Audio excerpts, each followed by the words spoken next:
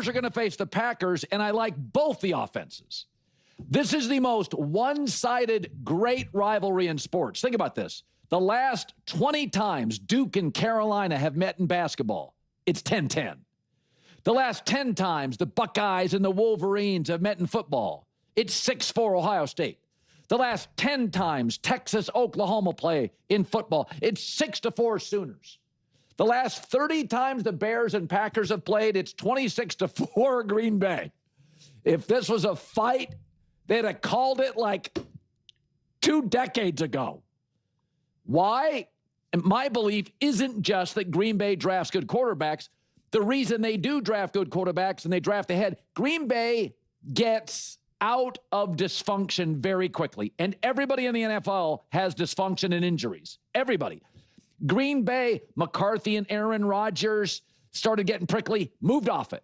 Favre started getting prickly, moved off it. Even this year, Green Bay's offense it was broken a month ago, and they fixed it. So they stay ahead of dysfunction.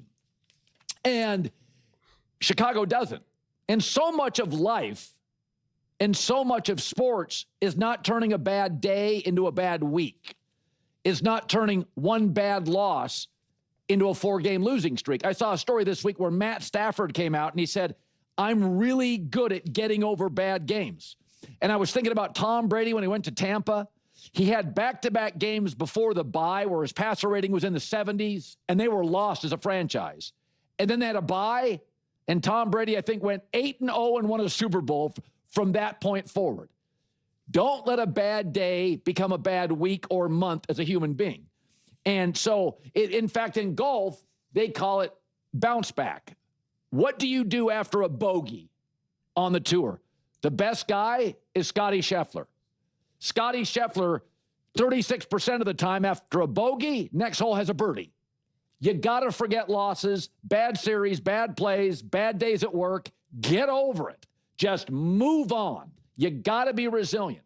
The Bears, until this season, we're still clinging to 1985. We're tough. We're physical. We're about defense. I like defense too, and I love physicality. But Ben Johnson said, yeah, we can be physical. It's called a run game. And that's what the Bears, that's where they figured it out.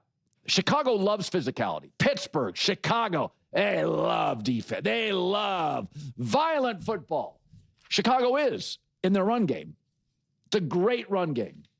So the Bears now that we're looking in the rearview mirror since 85, feel very progressive. They've got a McVay feel. Everybody thinks McVay loves to throw. McVay loves to run. Kyle Shanahan loves to run. Matt LaFleur loves to run. We've discovered Ben Johnson loves to run the football. Physicality is not just on defense.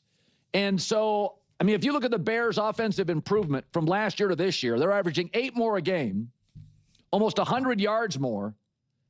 The sacks are down by 2.5 a game, and they're running for over 52 more yards a game. That's the biggest improvement in the NFL. So I feel like the Bears have just discovered Venmo this year. They'd been paying people off in brown paper sacks since 1985, and they've figured it out. All right, they've definitively pieced it together. This forthcoming clash is nothing short of spectacular. I am brimming with authentic, palpable anticipation for this contest. The very prospect of the matchup, Micah Parsons versus Caleb Williams, Jordan Love, Ben Johnson, Matt LaFleur, the entire intricate web of storylines is utterly mesmerizing and compelling. I have previously dedicated an entire analytical segment to the Green Bay Packers' standpoint. During a recent panel debate, the central inquiry posed was, which franchise does this game matter more for? I proceeded to deliver an extensive, impassioned monologue, arguing unequivocally for the Packers, whether framed in terms of the emblematic significance of a victory or its profound psychological ramifications. The precise phrasing eludes me now. My stance was strikingly congruent with that of Nick Wright, whereas Greg Jennings and another analyst championed the cause of the Bears. Upon concluding my initial argument, I conceded a critical nuance. With equal fervor and conviction, I could construct a completely countervailing thesis centered entirely on the Chicago Bears, meticulously delineating precisely why securing a win is of paramount importance to their trajectory. A part of me even wished I could re-record that segment, presenting both viewpoints sequentially, explicitly shifting my analytical lens to become an advocate for the Bears' perspective. While my foundational belief remains that, if compelled to choose a single side, a triumph is most consequential for Green Bay, especially within the formidable confines of Lambeau Field, this assertion is not rooted in the cold calculus of playoff seeding. It pertains to the intangible essence, the atmospheric vibes, so to speak, the psychic energy and narrative momentum surrounding a team. However, I am acutely and profoundly aware of the transformative, paradigm-shifting power a Bears victory would wield. To march into the hallowed ground of Lambeau Field and topple a division archrival like the Packers would signify something infinitely greater than a mere notation in the win column. It would represent a tectonic, era-defining shift, the conclusive finale of one chapter and the unambiguous inauguration of another. It would serve as a declarative statement. Our arrival is not imminent. It is complete and authenticated. This would transcend the familiar, often patronizing narratives of being a promising or improving team. It would irrevocably cement them as a legitimate great team, a bona fide top-tier contender whose name belongs in the uppermost echelon without apology or asterisk. It would permanently silence the persistent caveats, qualifiers, and conditional clauses that have, perhaps understandably, accompanied their previous successes. No longer would discussions about their potential be automatically prefaced with, well, the Rams' experience would overwhelm them in a playoff setting, or the Eagles' defensive front would pose insurmountable problems, or they couldn't possibly survive a hostile road environment in Seattle. A decisive victory in this specific context forces an immediate and comprehensive recalibration of the entire league's perception. It commands a form of respect that is absolute and unqualified. Speak our name, acknowledge our identity in full, cease relegating us to the quaint, feel-good category of up-and-coming. We are not merely an agreeable or heartwarming story. We are a formidable, concrete football reality that demands to be reckoned with on its own substantive terms. The existing point spread, with Green Bay favored by approximately a touchdown on their home turf, functions as a stark, quantitative manifestation of the pervasive skepticism that still envelops the Bears. The betting market is issuing a blunt, data-driven statement. The Packers are demonstrably and significantly superior. Your victories, while aesthetically pleasing, have been partially facilitated by circumstance and favorable fortune. Your notable win over Philadelphia? The Eagles have been a dysfunctional, internally conflicted unit for the entirety of the season. Your escape against the New York Giants? A fortunate outcome secured against inferior opposition. The underlying implication is that Chicago's impressive record is constructed upon a foundational context that subtly undermines its substantive weight. This line of reasoning echoes a broader recent conversation regarding the contextualization of records, such as that of the Denver Broncos.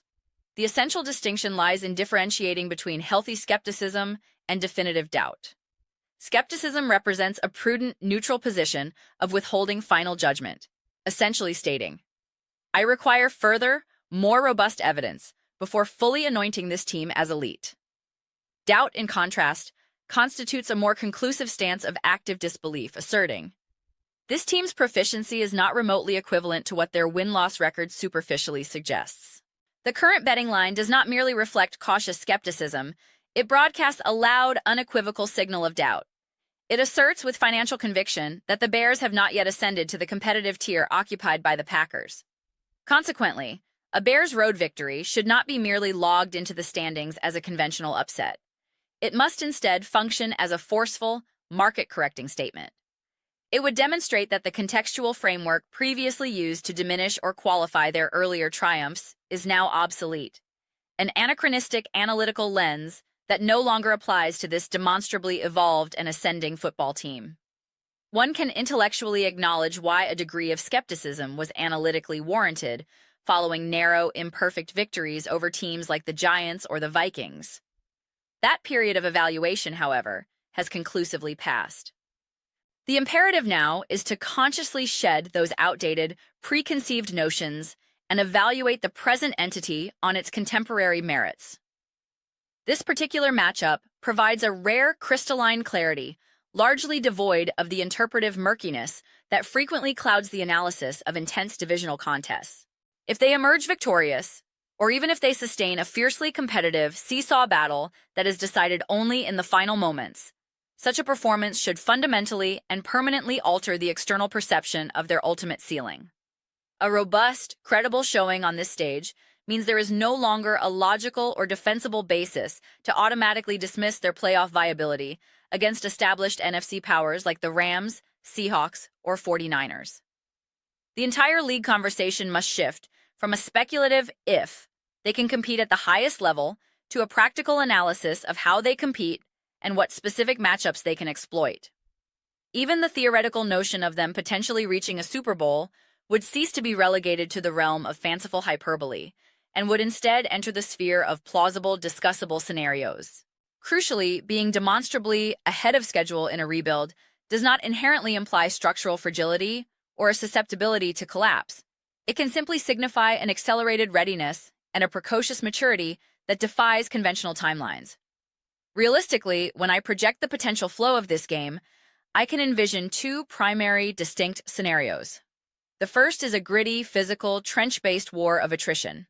A classic, brutal struggle characterized by relentless back-and-forth exchanges, where the ultimate outcome feels perpetually in the balance and seemingly destined to be determined by a single possession in the closing minutes.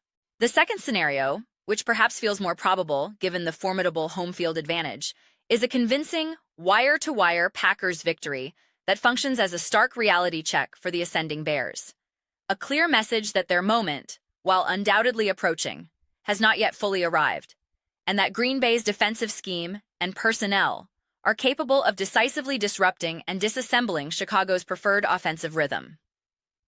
What I do not subjectively anticipate, based on the available evidence, is a scenario where the Bears replicate the comprehensive, dominant, start-to-finish command they displayed in their victory over the Philadelphia Eagles. Delivering a performance of that caliber, with that degree of authoritative control, in the specific, hostile environment of Lambeau Field would be genuinely astonishing and would defy many pre-existing expectations. Such a commanding display would instantly and dramatically catapult the Bears into the forefront of the conversation as a legitimate top 2 Super Bowl contender within the NFC. If that unlikely event were to transpire, the national discourse would necessitate an immediate and radical expansion. The Bears would forcefully demand and would rightly receive a seat at the very head of the conference's table, their status transformed overnight from intriguing contender to definitive favorite. Therefore, the stakes for this singular regular season contest are undeniably monumental. The atmospheric pressure, the narrative weight, and the psychological implications surrounding this clash are immense and almost palpable. My personal anticipation has reached a zenith. Those are my thoroughly elaborated, detailed thoughts on the matter. I am absolutely and genuinely eager to hear your own perspectives and analyses. What is your definitive assessment of the Chicago Bears as they prepare to confront the Green Bay Packers in this pivotal juncture? Can they author a definitive, narrative-altering victory this coming Sunday? Or will the Packers reaffirm the established hierarchy? Who are you selecting to win this critical matchup? And what is the foundational reasoning behind your prediction? Please share your forecasts, insights, and detailed reasoning in the comments section below. I make a commitment to read each and every comment. Whether you find yourself in full alignment, partial agreement, or total opposition with my perspective, let's engage in a passionate, substantive, and respectful debate about the intricacies of this compelling rivalry. Ultimately, let's collectively enjoy the shared spectacle and drama that this great sport provides. Please consider subscribing to the channel. We are diligently cultivating a vibrant, thoughtful community here, and I would be profoundly thrilled to have you join us. The overarching aim is to foster a connected, intelligent space that we are all genuinely excited to be a part of, and I believe we are making significant, tangible progress toward that objective. Furthermore, if you could take a moment to give this video a thumbs up, it genuinely and materially assists with visibility and organically supports the channel's growth through the platform's algorithmic mechanisms. Thank you so much for your valuable time, your attention, and your engaged participation. I look forward to connecting with you again next time.